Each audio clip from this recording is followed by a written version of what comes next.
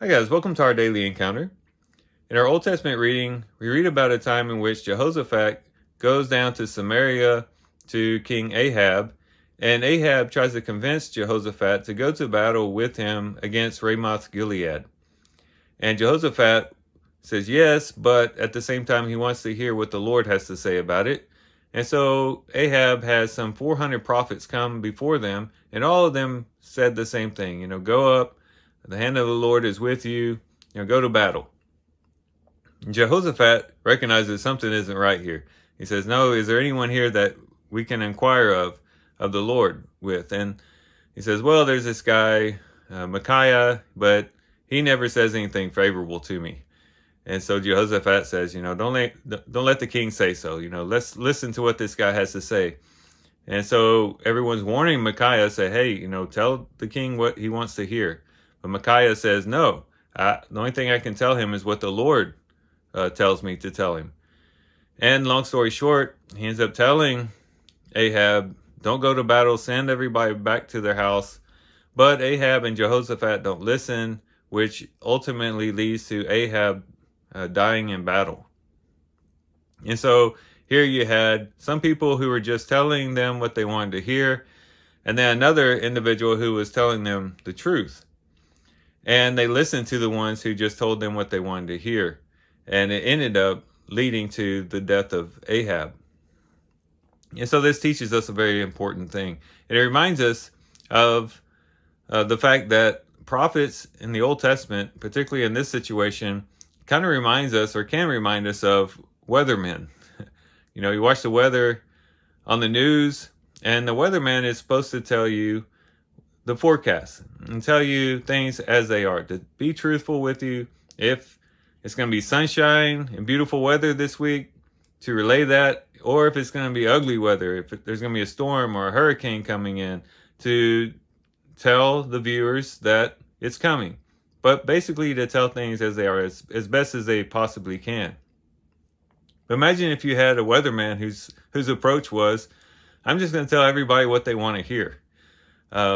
And just kind of made up the weather forecast and said, you know what, it might scare people to hear about storms that are coming, so I'm going to omit that from what I'm going to say, and I'm just going to talk about the beautiful weather that's coming. And I'm going to modify the forecast because the forecast as it is going to make people feel uncomfortable. It's not going to make people happy, and they may not tune in to my program anymore if I give them bad news. So I'm just going to modify the weather forecast for today. Well, that might be fine. It might make people happy as they're watching the weather forecast to say, hey, there's beautiful weather coming.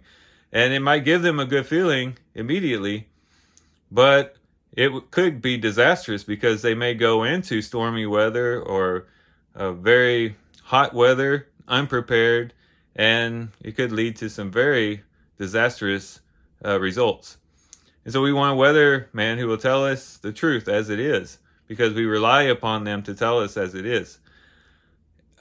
Just as they should have listened to Micaiah and said, you know what, it's not so important that we hear what we want to hear. It's important that we hear how things truly are, and to be able to act and make a decision based on how things really are.